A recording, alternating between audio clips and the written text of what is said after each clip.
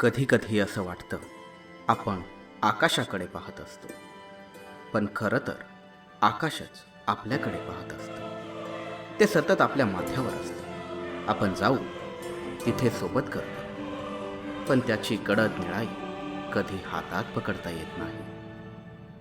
तसाच एक अवलिया या पृथ्वीवर जन्माला आला, जो सर्वांच्या आयुष्यात होता, पण कुणाचाच पूर्णपणे नव्हता.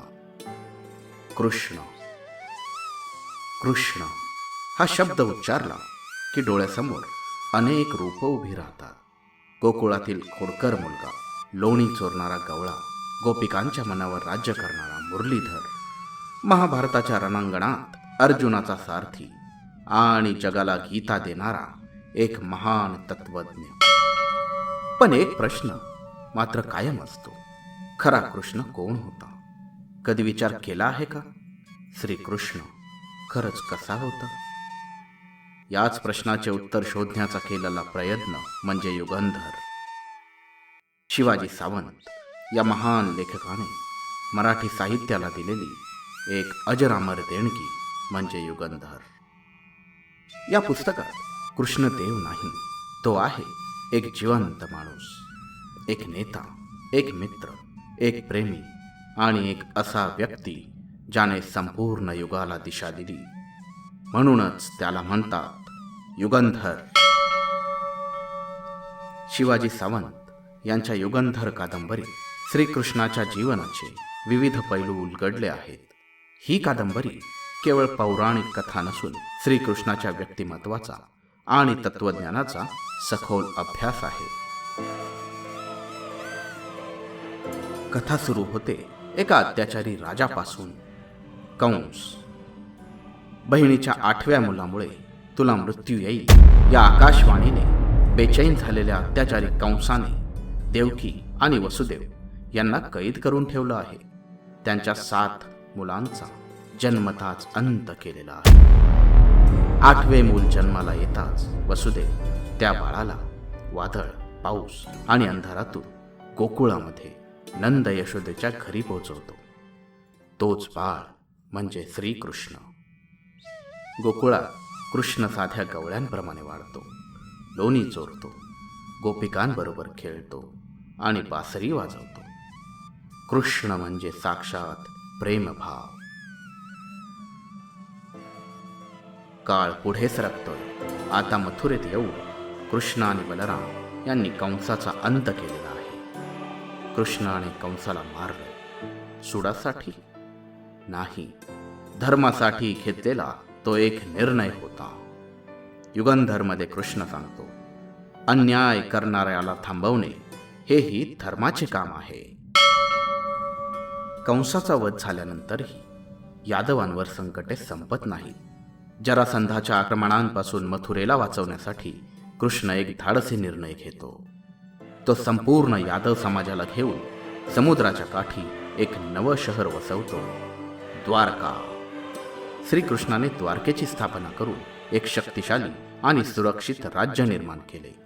त्याने अनेक राजकीय युती केल्या आणि युद्ध टाळण्यासाठी कुशल रणनीती आखल्या. द्वारका ही फक्त राजधानी नव्हती, ती होती कृष्णाच्या दूरदृष्टीची साक्ष. द्वारकेच्या स्थापनेतून श्रीकृष्णाच्या अंगी असलेले चतुर राजकारण आणि नेतृत्व यांचे दर्शन घडते. खरं तर मानवी आयुष्यात इतका खोलवर मिसळलेला देव कदाचित दुसरा कोणी नसेल. तो मित्र होता, सखा होता, मार्गदर्शक होता. तो सहज प्रेमही करत होता आणि वेळ आली की नात्यांपासून तितकाच सहज दूरही जात होता. गोपिकांबरोबरच्या रासलीलेतून त्याने भक्ती आणि प्रेम यांचे तत्वज्ञान मांडले. सुदामा, अर्जुन, उद्धव यांचा तो मित्र होताच, पण द्रौपदीचा सुद्धा सखा झाला. हे सुंदर नातं त्यानं भारतीय स्त्रीला दिलं. बाईचा मित्र ही संकल्पनाच नव्हती त्याआधी. तो स्त्रीचा पिता, पती किंवा पुत्र असावा अशी समाजरी. विवाहित राधेचा प्रियकर झाला. अगदी प्रेमाचं प्रतीक म्हणून नाव घेताना राधेचं नाव त्याआधी येतं. रुक्मिणीच्या स्वयंवरात तिला मदत करून त्याने प्रेम आणि निष्ठेचे उदाहरण दिले. पुढे अष्टनायिकांचा पती झाला. तरी जरासंधाच्या तावडीतून सोडवलेल्या 16 सहस्त्र स्त्रियांना अभय दिलं. महाभारत युद्धातील श्रीकृष्णाची भूमिका आणि त्याने घेतलेले निर्णय यावर विस्तृत विवेचन येथे आहे. युद्ध हा अंतिम उपाय नसतो, पण न्यायासाठी आवश्यक असेल तर त्याला टाळता येत नाही, हे या कादंबरीतून स्पष्ट केले आहे. कृष्णाच्याही आयुष्यात कदाचित सर्वात महत्त्वाचा भाग म्हणजे पांडवांशी असलेली मैत्री, विशेषतः अर्जुनाशी. अर्जुनासाठी कृष्ण फक्त मित्र नाही, तर तो आहे मार्गदर्शक. श्रीकृष्णाने अर्जुनाला युद्धभूमीवरच गीतेचे ज्ञान दिले. कर्म कर, पण फळाची अपेक्षा ठेवू नको. या वचनातून त्याने कर्म करण्याचे महत्त्व स्पष्ट केले. अर्जुनाच्या मनातील संभ्रम दूर करून त्याला युद्धासाठी प्रेरित करणे हा या प्रसंगाचा गाभा आहे. हीच आहे भगवद्गीतेची शिकवण. महाभारताच्या युद्धात कृष्ण शस्त्र उचलत नाही, पण तरीही युद्धाचा सर्वात मोठा रणनीतिकार तोच आहे. महाभारताच्या युद्धात त्याने पांडवांना मार्गदर्शन केले. भीष्म, द्रोण, कर्ण यांसारख्या महान योद्ध्यांना हरवण्यासाठी कृष्णाने योजना आखल्या. काही वेळा त्या नैतिकतेच्या सीमारेषेवर होत्या, पण कृष्णाचा उद्देश एकच, धर्माचा विजय. श्रीकृष्णाच्या जीवनातील विविध प्रसंगांमधून जीवनाचे गूढ उलगडते. त्याने घेतलेले धाडसी निर्णय, त्याचे विचार आणि त्याचा दृष्टिकोन यांवर आधारित अनेक तत्वज्ञानात्मक चर्चा येथे आहेत. कृष्णाने उद्धवाला दिलेले ज्ञान हे जीवनाच्या तत्वज्ञानावर आधारित होते. उद्धवाला त्याने भक्ती मार्गाची शिकवण दिली. ही कादंबरी श्रीकृष्णाच्या जीवनाचा आणि तत्वज्ञानाचा गहन अभ्यास करून त्याच्या व्यक्तिमत्वाचे विविध पैलू उलगडते.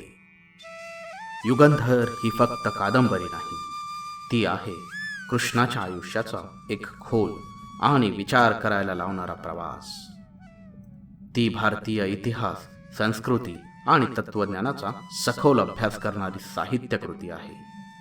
ही कादंबरी मराठी साहित्य विश्वातील एक मैलाचा दगड आहे.